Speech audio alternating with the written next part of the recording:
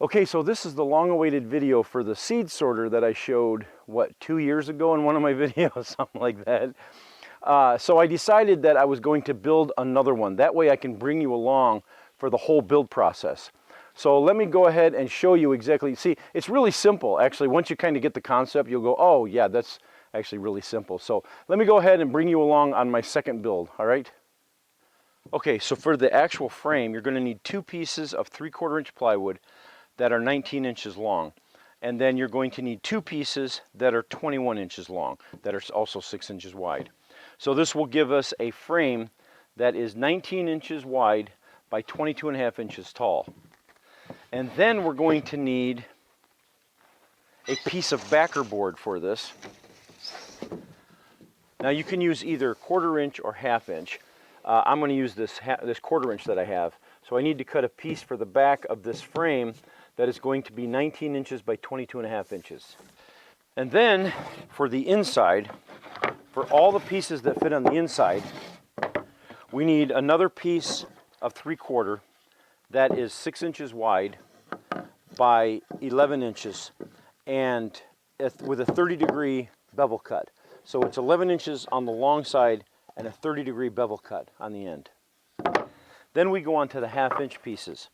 So for the 1/2 inch, we need one piece that is 6 inches wide by 11 inches long, no bevel cuts at all.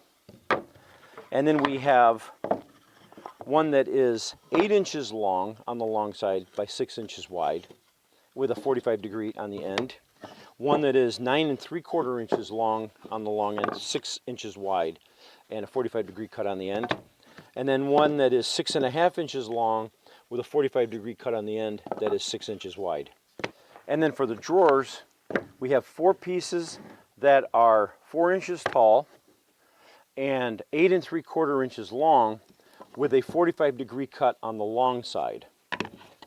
And then 4 pieces that are 4 inches tall or wide and 5 inches long with a 45 cut on the long side. And these 8 pieces will make up our drawers for the bottom. Okay, quick change of plans. I found a 1/2 inch piece that was much closer to this size. So I'm going to go ahead and use this. And the 1/2 inch actually will work better because it's a little stronger. So I'm going to go ahead and just cut this 1/2 inch piece for the back. So I'm just going to put a bunch of screws in this and then we'll turn it over and start on the front or the inside.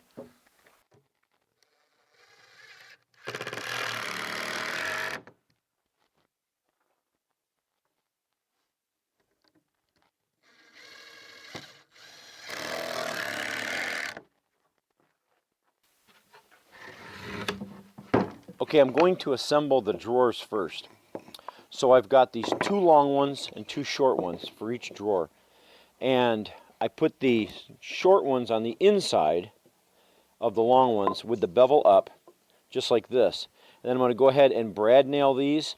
And then I've got some 1/4 inch plywood that I'm going to cut out for the bottom of the drawer. So when it's all done, it'll look like this. Okay, there's my 4 pieces brad nailed, and then a piece of 1/4 inch plywood on the bottom, and on the front I just got a couple drawer pulls and just screwed them into the front. Now the reason for the bevel is because when the seed hits the top of this, I want it to fall down in. If it was like this, of course the seed could sit on top and accumulate, so I don't want that. So this is one drawer, and then I'll go ahead and assemble the second drawer, and then once I've done that, we're going to start the inside of the box.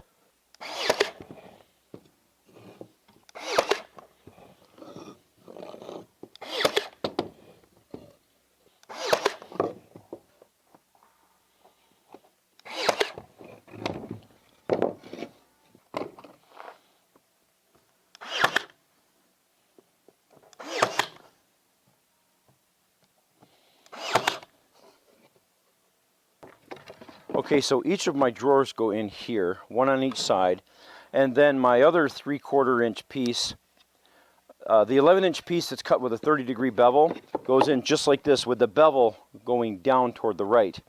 And I'm going to center this, and I'm going to screw it in here and then screw it in from the back. Now, when I center this, what I'll do, I'll measure across here, of course, and get it exactly center on the bottom. And then I'll measure across here and get it centered this way. Then once it's centered, I'll go ahead and trace it like that. And then I'll pull it out. And then I'll drill some small holes here. And then that way it'll tell me exactly where this sits so I can put the screws in from the back.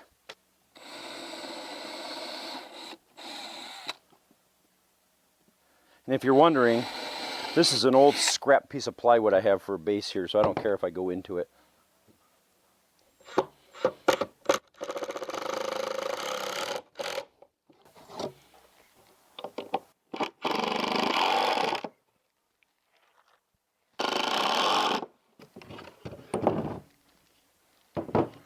Okay, so now for the 4 1/2-inch pieces that go in here.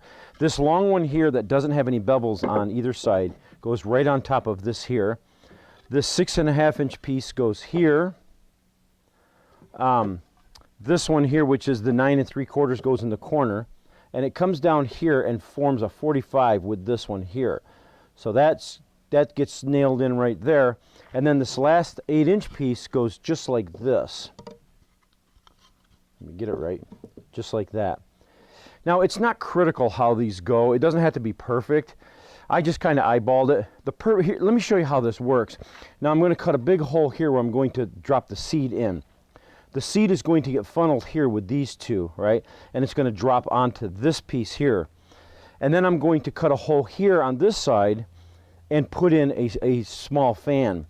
And what's going to happen once this debris hits the heavy stuff, the fan is not strong enough to push the heavy stuff like the seed up over the top of this. So the seed will fall here and all of the light debris will get blown up into here and fall down into the left tray. So we have the seed falling into the right tray and the debris falling into the left tray. Now, I'm going to cut a hole here because I don't want a vortex in here, right? I want the air to push through and keep going and exit. So I'm going to cut a hole here and put a piece of screen right here. So the air will push through here like this, but the debris won't come out here because there'll be a screen. It'll just fall. So now this here is very simple because this is just a 45 degree right here. So I'm just going to nail that in, trace it on the bottom here, and then nail it from the back as well. This one here, I just made this gap big enough for the debris to fall through. So anywhere along in this line right here. So this piece here, you don't want it up so far that everything just falls right down in, but you don't want it down so far this way that everything, you know, gets blown up this way. So what I did was I put it right about, I straddled it about a third here and then 2/3 this way. But it's really not too critical. I mean, you could put it on here, and if it doesn't work well, you can always adjust this. So you just screw it in, and then you can just remove the screws. But anyways, I've got it at about a third like this. I just eyeballed it. So what I'm going to do now is I'm going to go ahead and I'm going to nail these in, and then the only things left to do is to put the fan in, and I'll show you that when I get to that point. Put the hole in here with the screen, put the hole in to drop the seeds, and then when I'm all done with that, I'm going to put a piece of plexiglass over the whole thing and bring it all the way down to the top of my drawers here. Okay, so not to bore you with cutting all the holes in the other one and everything, this is the hole here for the fan, and I'll show you the fan in a minute. So the air comes in here, the fan pushes the debris this way. On the other side, I created this little trap door. It's just a 1/4-inch plywood with a piece of screen. That way, if I need to get in here, reach in and do something, I can. I haven't really had to use it, but I created that anyways. You could just, I mean, cut the hole and then just tack the screen on if you wanted to. I've never had to use that access. And then I went ahead and put the plexiglass on. It comes down to the top of the drawers. Now, let me explain this fan right here. Oh, first off, I want to explain this. I cut a hole here, which was a big mistake. And the debris would come down, it would hit here, and then it would travel, hit this, and a lot of it would come into here. The reason was it was gaining too much momentum. So if the debris is coming here and it's falling here, it's got a lot of time to pick up speed, and then by the time it's here, it's just bouncing down, and it's not really catching it.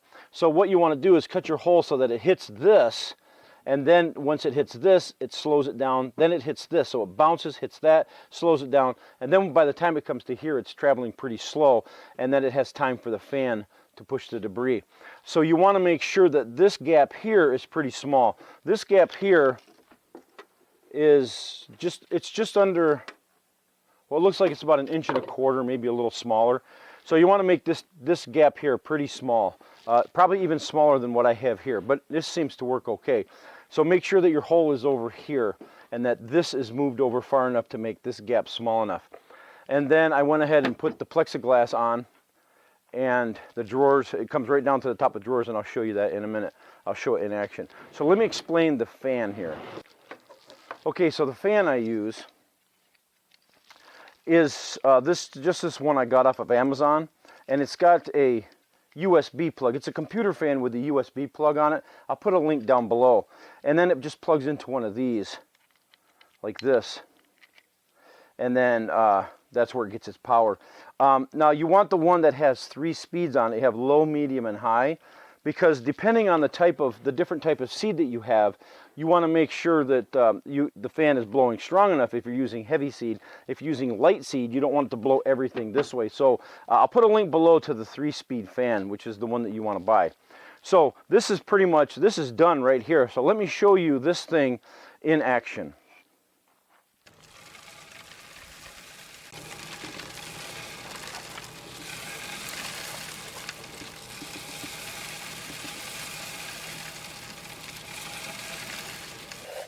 And in the right tray here, I get all of the clean seed, and in the left tray, all of the chaff and debris fall.